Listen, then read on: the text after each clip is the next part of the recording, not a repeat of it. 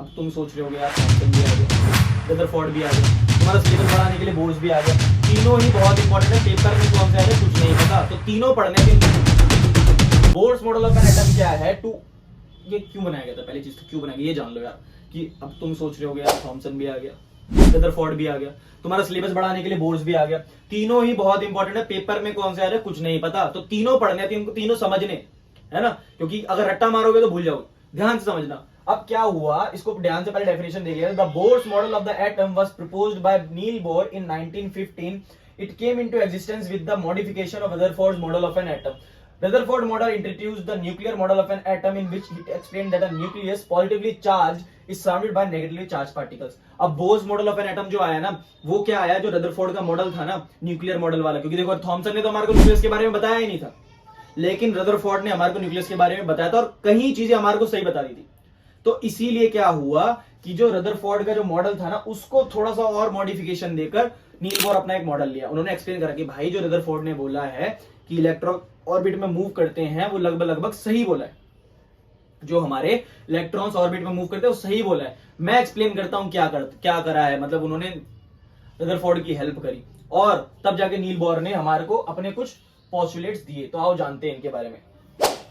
पहला Niels Bohr का जो हमारा पोस्टुलेट था वो क्या था, इन an atom electrons revolve around the positively charge nucleus in a definite circular path called orbits और शेल्स। मतलब अब यहाँ पे ऑर्बिट्स और शेल्स की बात आ गई थी। पहला पोस्टुलेट ही कह रहा है कि जो एटम होता है उसके अंदर जो इलेक्ट्रॉन्स होते हैं वो पॉजिटिवली चार्ज न्यूक्लियस के सराउंडिंग में घूमते हैं, जिसको हम सर्कुलर पाथ या फिर ऑर्बिट्स और शेल्स भी कहते हैं। ये वाले, ये जो बीच में है तुम्हारा, इसको हम बोलते हैं क्या, न्यूक्लियस। और इसके सराउंडिंग में हमारे को क्या मिले हुए हैं, ये ऑर्बिट्स या फिर शेल्स। इसको हम K shell, L shell, M shell, N shell से भी डिनोट करते हैं। क्वांटम नंबर से भी इसको डिनोट किया जाता है। वन शेल को हम के बोल रहे हैं, टू शेल को हम एल बोल रहे हैं, थर्ड शेल को हम एम बोल रहे हैं और फोर्थ शेल को हम एन शेल बोल रहे हैं। तो अब यहाँ पे शेल्स और ऑर्बिट्स की बात आ गई, यानी पहला पोस्टुलेट बिल्कुल ठीक बोला इन्होंने। तो दूसरे पोस्टुलेट में क्या कह रहे हैं, ईच ऑर्बिट और shell has a fixed energy and these circular orbits are known as orbital shells. मतलब ये देखो, जितने भी ऑर्बिट दिख रहे हैं ना तुम्हारे को, इन सबके पास फिक्स्ड अमाउंट ऑफ एनर्जी है। मतलब जो इनके अंदर एनर्जी है ना वो फिक्स्ड है। मतलब के शेल में कितनी एनर्जी होगी ये फिक्स्ड है, एल शेल में कितनी एनर्जी होगी वो फिक्स्ड है, एम शेल में कितनी एनर्जी होगी वो फिक्स्ड है, एन शेल्स में कितनी एनर्जी होगी वो भी फिक्स्ड है। मतलब इन शेल्स और इन ऑर्बिट्स की एनर्जी फिक्स्ड जो होती है। मतलब जो इलेक्ट्रॉन्स थे, जो मतलब रदरफोर्ड के अकॉर्डिंग क्या था, रदरफोर्ड ने ये बोला ना कि हमारे जो इलेक्ट्रॉन्स है वो एनर्जी रेडिएट करते हैं। भैया इन्होंने कहा ना ही वो एनर्जी एब्सॉर्ब करते हैं, ना ही वो एनर्जी को रेडिएट करते हैं, ना ही वो एनर्जी को रिलीज करते हैं। तो करते क्या है, वो एनर्जी को वो क्या करते हैं, जो ये शेल्स होते हैं वो करते हैं। अब इनके अंदर फिक्स्ड हमारी अमाउंट ऑफ एनर्जी होती है। इसको आगे एक्सप्लेन देखते हैं हम लोग क्या बोला। थर्ड पोस्टुलेट हमारा कह रहा है, the energy levels are represented by an integer 1, 2, 3 known as the quantum number. The range of quantum number starts from nucleus side with n equals to 1 having the lowest energy level. The orbits n equals to 1, 2, 3, 4 are assigned as k, l, m, n shells, and when an electron attains the lowest energy level it is said to be in the ground state. अब देखो इसको ध्यान से समझना। क्या कह रहा था हमारा पोस्टुलेट, एक बार पोस्टुलेट दोबारा देखो। क्या कह रहा है कि एनर्जी लेवल रिप्रेजेंट किससे कर रहे हैं हम लोग, इंटीजर्स से। मैंने स्टार्टिंग में ही बोला था इंटीजर से रिप्रेजेंट कर रहे हैं, है ना। 1, 2, 3, 4 ये है ना हमारा। इसको कैसे डिनोट कर रहे हैं, एनर्जी लेवल्स को हम डिनोट कर रहे हैं नंबर से, इंटीजर से। फर्स्ट लेवल पे 1, सेकंड पे 2, थर्ड पे 3, फोर्थ पे 4। तो हम लोग कैसे डिनोट कर रहे हैं, इनको ऐसे डिनोट कर रहे हैं। इसके अलावा this range of quantum number starts from nucleus side with n equals to 1 having the lowest energy level.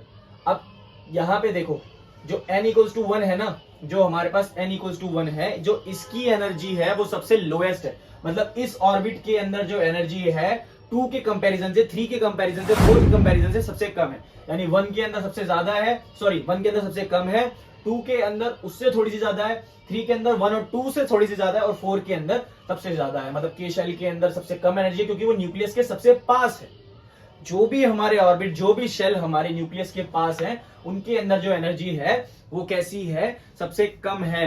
Nucleus के जैसे जैसे दूर होते जाते हैं वो, जैसे न्यूक्लियस के सबसे पास 1 वाला है तो इसके अंदर एनर्जी कैसी हुई, सबसे लोएस्ट। फिर इसके बाद 2 की बात करूं तो उसमें थोड़ी सी 1 से ज्यादा, 3 में 2 से ज्यादा, 4 में सबसे ज्यादा। तो ऐसे हमारे शेल्स चलते हैं, ये हमारा थर्ड पोस्टुलेट बता रहा है हमारे को। इसके अलावा when electron attains the lowest energy level it is said to be in the ground state। मतलब जब भी हमारे किसी भी हमारे ऑर्बिट में बताने सबसे कम एनर्जी है तो सबसे ग्राउंड स्टेज में होगा, न्यूक्लियस के पास होगा। बस हमारे को इतना याद रखना, थर्ड पोस्टुलेट हमारा यही कह रहा है। फोर्थ पोस्टुलेट की तरफ चलते हैं। लास्ट पोस्टुलेट जो था इसका, the electrons in an atom move from a lower energy to a higher energy level by gaining the required energy and an electron move from a higher energy level to a lower energy level by losing energy. मतलब अगर किसी भी electrons को नीचे से ऊपर वाले shell में जाना है ना, मतलब 1 शेल से अगर 2 शेल में जाना है तो वो एनर्जी को क्या करता हो जाएगा, गेन करता हो जाएगा।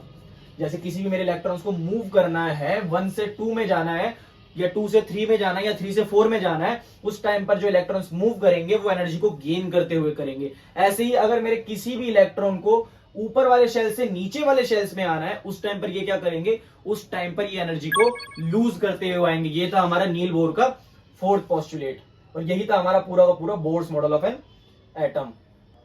तो ये थे हमारे तीनों मॉडल्स ऑफ एन एटम।